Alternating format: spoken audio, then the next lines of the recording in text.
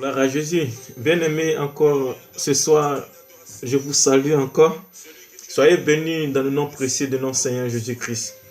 Que la paix de Dieu soit avec nous tous. Toujours nous corps bénis de Dieu. Ce soir, j'aimerais parler un peu de ceux qui n'ont pas encore accepté Jésus-Christ. En parenthèse, les païens. J'aimerais parler vraiment à ceux qui se livrent à la convoitise de ce monde, au désir de la chair. Des personnes qui ne sont pas encore prêtes pour accepter Jésus-Christ. Des personnes qui n'ont pas encore cette volonté même de rentrer dans cette dimension du salut. Ces personnes qui sont découragées parfois à des actes et à des propos de ceux-mêmes qui ont accepté Jésus, disons des chrétiens. Bien-aimé, j'aimerais pas que tu regardes tous ces détails, tous ces comportements et tous ces propos et toutes ces vidéos que tu vois à travers les réseaux sociaux. Mais Christ a dit dans sa parole, dans le livre de l'évangile selon Matthieu, Matthieu 18, verset 11. Il dit, le Fils de l'homme est venu sauver ceux qui étaient perdus. Je suis perdu dans l'ignorance à penser que ce que je suis en train de faire, c'est bon. Tu es perdu dans la convoitise à satisfaire la chair en pensant que ce que tu es en train de faire, est bon.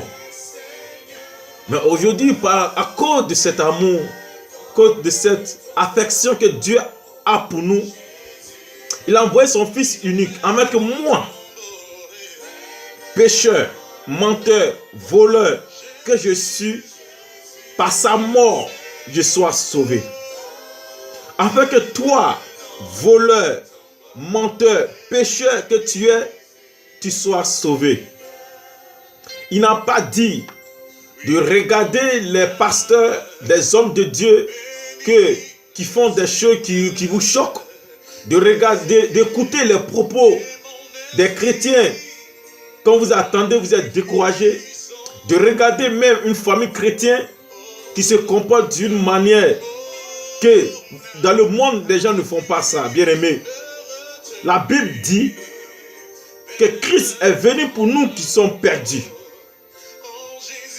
Donc, bien aimé, j'aimerais ici t'encourager, t'exhorter pour te dire, nous qui avons accepté Jésus-Christ, nous qui nous font appeler chrétiens, nous ne sommes pas mieux que vous. Nous ne sommes pas au-dessus de vous. Personne n'est au-dessus de quelqu'un. Le plus important, que nous prêchons l'évangile, nous prêchons ce que nous avons reçu de Dieu, afin de convaincre des âmes à accepter Jésus-Christ comme Sauveur et Seigneur. Ou comme Seigneur et Sauveur personnel. Comme le Fils de Dieu vivant.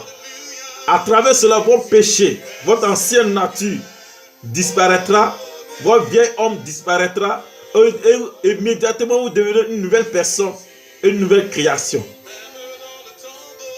Ne sois pas découragé, je t'en prie, bien-aimé. Car tous ceux qui vont à l'église, qui prient, qui prêchent, ne sont pas mieux que toi qui es encore dans le monde. Tu vis le désir de la chair, tu vis la convoitise. Ne sommes pas mieux que toi. Ne regarde pas cela. Ne sois pas choqué par les vidéos, par les messages que tu attends à travers les réseaux sociaux. Ne sois pas découragé par les propos chrétiens qui ne sont pas agréables ni bons à entendre. Mais pense à toi-même, ta propre vie en Jésus-Christ. Pense à hériter le don gratuit de Dieu qui est la vie éternelle, bien-aimé. Christ est mort sur la croix à cause de nos péchés, à cause de nous. Il est mort pour nous qui sommes des voleurs. Il est venu pour nous qui sommes des menteurs. Il est venu pour nous qui sommes des tueurs. Il est venu pour nous qui sommes perdus dans l'ignorance de la convoitise de la chair. En attendant à satisfaire cette chair qui retournera à la poussière. Cette chair qui n'a même pas d'importance. Est-ce que tu t'es posé une fois la question? Mon esprit se satisfait de quoi? Est-ce que mon âme est content de ce que la chair reçoit? Prends un peu l'exemple. Lorsque tu as faim, comment ton ventre te fait? Qu'est-ce que ton ventre te réclame? Pourquoi on a faim? On a toujours à satisfaire nos ventres. Mais est-ce qu'on a eu à penser un jour à satisfaire l'esprit qui est en nous? Il y a quelque chose de plus grand sur la terre, bien-aimé, qui est dans les cieux. Il y a quelque chose que nous pouvons avoir, qui est plus important de satisfaire le désir de la chair, la convoitise, notre salut. J'aimerais te voir, bien-aimé. Toi, tu n'as pas encore accepté Jésus-Christ. L'accepte aujourd'hui. Car Dieu a des grandes choses pour toi. Dieu a des projets pour toi. Il a dit il y a des projets de bonheur et de joie pour vous. Bien-aimé, ne laisse pas cette opportunité t'échapper. Parce que lorsque tu mourras, ce sera trop tard pour toi. Ce ne serait pas le moment de te repentir. Rappelle-toi de l'histoire. Lazare. Tu connais l'histoire de Lazare? Il souffrait. Il avait des ulcères, des plaies partout. Pour manger, c'était des problèmes. C'est quand les gens mangent ça, qui tombe à terre, traîne à terre. C'est ce qu'il cherchait à mettre dans sa bouche. Avoir un peu de la force. Il n'arrivait pas à trouver un médicament même pour se soigner. Il souffrait tellement sur cette terre-là. Jusqu'à même les chiens venaient lécher ses plaies. Il criait, il pleurait. Il n'avait même pas de médicament même pour se soigner, bien aimé. Mais lorsque il est mort, et lorsque le riche est mort, il allait dans le sein d'Abraham. Et en partant, en marchant avec Abraham, le père de la foi, il criait ce riche qui se réjouissait sur cette terre, qui satisfait le désir de sa chair, qui faisait les fêtes chaque jour sur sa table. C'était plein de vin, de manger, de poulet rôti, de nourriture. Il nourrissait bien même ses chiens que Lazare qui souffrait. Il était tellement heureux. Tout le monde l'enviait sur cette terre. Il vivait la vie, comme on le dit, la vie de Louga. Il vivait la vie pacha même, pachement. Parce qu'il avait de l'argent. Il mangeait de bonnes nourritures, il s'habillait très bien, il brillait. Des grandes marques de parfum, il mettait ça, il sentait bon quand il passait comme ça. Tout le monde le glorifiait. Mais regardez un peu la fin de l'histoire. Lorsqu'il est mort, qu'est-ce qui s'est passé?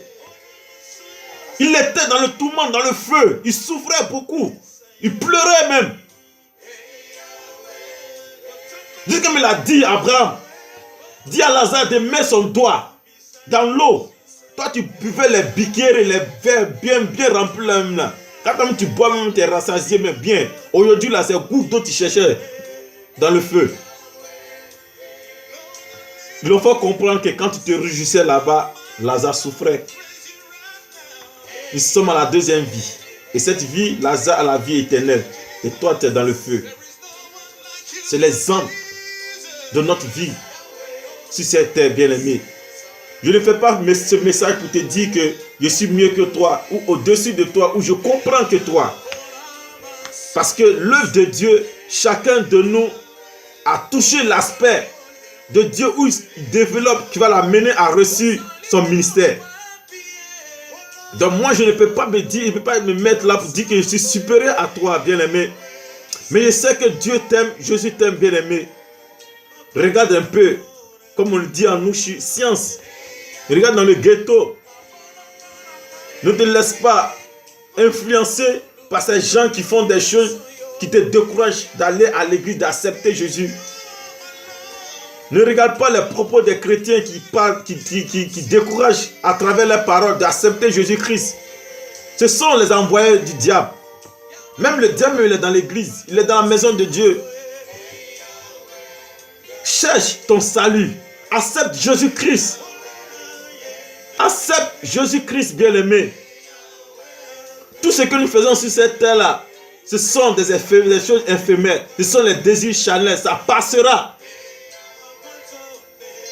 Rappelle-toi de Sodome et Gomorrhe. Rappelle-toi le temps de Noé. Ça ne te dit pas quelque chose. Si tu crois vraiment que Jésus-Christ est venu sur la terre mourir pour nos péchés, il est temps de donner réellement ta vie à Jésus-Christ. Arrêtons de satisfaire le désir de la chair. Arrêtons de satisfaire le désir de la chair. Arrêtons de satisfaire notre vie, notre chair. La convoitise. Sortons au milieu de ce monde qui nous mène dans le ténèbre. Le diable est en train de nous blaguer, bien-aimés. Le diable est en train de nous blaguer. Il est temps qu'on se lève et on dit non, on met fin à toutes ces choses-là. Et qu'on accepte Jésus-Christ, notre Sauveur et notre Seigneur. Dieu t'aime, bien-aimé. Cherche ton salut qui est très précieux pour toi.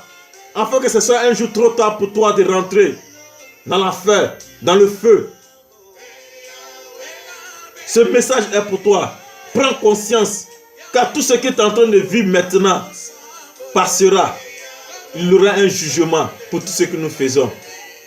Je ne suis pas que mieux que toi. Le chrétien n'est pas mieux que toi. Le pasteur n'est pas mieux que toi.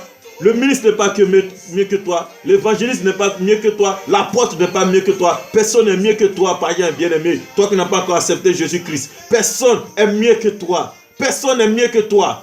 Parce que c'est à cause de toi-même Jésus-Christ est venu. C'est à cause de toi que Jésus-Christ est venu. Donc il est temps maintenant que tu acceptes Jésus-Christ dans ta vie, bien-aimé. C'est Dieu est descendu dans les cieux, qui a laissé son trône de gloire pour toi, pécheur, qui était perdu. J'étais aussi.